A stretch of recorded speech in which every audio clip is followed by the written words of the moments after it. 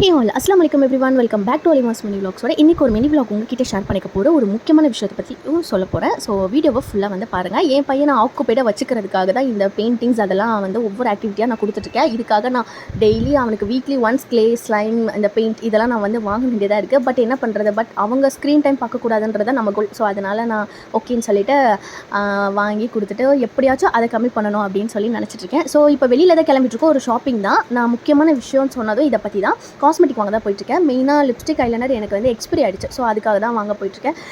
என்ன ஆச்சு பார்த்தீங்கன்னா, லாஸ்ட் டைம் நான் வந்து அம்மா வீட்டில் இருக்கும்போது வெளியில் போனேன். ஸோ இங்கே வந்து நான் என்னோடய காஸ்மெட்டிக் வச்சுருப்பேன். இருந்தாலுமே ஐலைனர் அப்படின்றப்ப நம்மளுக்கு நிறையா என்னைக்காவது போகும்போது யூஸ் பண்ணுவோம். ஸோ அது என்ன ஆகிடுச்சுன்னா, எனக்கு நிறையா இருந்தால் தூக்கி போட மனசு வராமல் நம்ம எக்ஸ்பிரி ஆனதையும் கொஞ்சம் கூட யோசிக்காமல் யூஸ் பண்ண காலங்களும் உண்டு. காலேஜ் டேஸில் பண்ணியிருக்கேன். அப்போல்லாம் நமக்கு வந்து எதுவுமே தெரியல. பட் இப்போ இருக்கிற இதில் என்ன ஆகுதுன்னா, அது பீல் பண்ணுற ஐலைனர் நான் என்ன பண்ணிவிட்டேன், ப்ராப்பராக ரிமூவும் நான் பண்ணுற ஆள் கிடையாது. நான் சில டைம் தான் கோகோனட் ஓவராக ஃபங்க்ஷன் போகும்போது அந்த கோகோனட் ஆயில் போட்டு ரிமூவ் பண்ணுவேன். ஸோ ஒரு ஒழுங்காக ரிமூவ் பண்ணாமல் போய் ஒரு ஃபேஸ் வாஷை ஸ்ட்ரைட்டாக பண்ணோன்னே எனக்கு என்னாச்சு, நான் காகல் பண்ணி ஸ்பிட் அவுட் பண்ணும்போது நான் வந்து ஐலைனர் அப்படியே எனக்கு வந்து த்ரோட்குள்ளே போயிடுச்சு. அந்த ஐலிட் வழியாக நான் அப்படியே ரப் பண்ணும்போது உள்ளே போயிடுச்சு. நான் அப்புறம் யோசிக்கிறேன், என்ன பிளாக் கலரில் வருது அப்படின்னு சொல்லிட்டு கையில் எடுத்து பார்க்கும்போது அது ஒரு ஐலைனர் மாதிரி அந்த பீல் பண்ண அப்படியே அந்த ஒரு ஸ்கின் வந்து அப்படி இருக்குது. பீல் பண்ணால் எப்படி இருக்கும், பீல் ஐலைனர் தெரியும் இல்லையா? ஸோ அது மாதிரி இருந்த உடனே எனக்கு ஷாக் ஆகிடுச்சு. ஸோ என்னென்னு பார்த்தா எக்ஸ்பிரி டேட்டும் முடிஞ்சிருக்கு. மேபி அந்த ஒரு இஷ்யூவாக இருக்கலாம். அது எப்படின்னு மோஸ்ட்லி எனக்கு தெரியல. நான் எக்ஸ்பிரி ஆகலைன்னா கூட நம்ம அப்படி ரப் பண்ணுறதும் தப்பு தான், ப்ராப்பராக ரிமூவ் பண்ணணும்.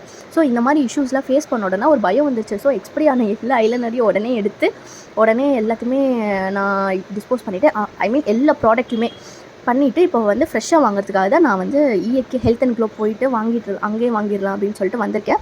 ஸோ அங்கே பர்ச்சேஸ் போகிறதுக்கு முன்னாடி செம்ம பசியில் இருந்தோம். ஸோ அதனால் நாங்கள் வந்து ஃபுட்டு ஆர்டர் பண்ணிகிட்டு இருந்தோம். நண்டோஸில் தான். ஓகே தான், எக்ஸ்பென்சிவாக இருக்குது எல்லா ஃபுட்டுமே. பட் இந்த டெசர்ட் அல்ட்டியாக இருக்குது. இந்த டெசர்ட்டை வேணும்னா மட்டும் வந்து இங்கே சாப்பிட்டு போகலாம். அவ்வளோ வந்து சூப்பராக இருக்குது. மற்றபடி டிஷ்ஷஸ் எல்லாம் ஓகே தான். ஃபஸ்ட்டு வந்த டிஷ் ஓகே, செகண்ட் தான் கொஞ்சம் டிஸப்பாயிண்ட் ஆகிடுச்சு எங்களுக்கு. சரி ஃபைன், என்ன பண்ண முடியும், நம்மளுக்கு எல்லா ஹோட்டலுமே எல்லா டிஷ்ஷுமே சாட்டிஸ்ஃபைடாக இருக்குன்னு சொல்ல முடியாது.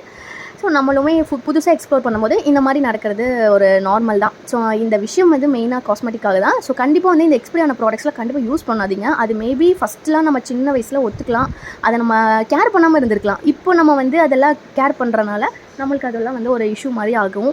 ஸோ கண்டிப்பாக ப்ராப்பராக ரிமூவ் பண்ணுங்கள். ஏன்னா அதில் நம்ம வந்து மணி பார்க்கக்கூடாது, இல்லைனா ஒன்று நம்ம வந்து மேக்கப்பை யூஸ் பண்ணக்கூடாது, அவ்வளோதான். ஸோ வீடியோ பிடிச்சிருந்தா மறக்காமல் ஷேர் பண்ணிக்கோங்க.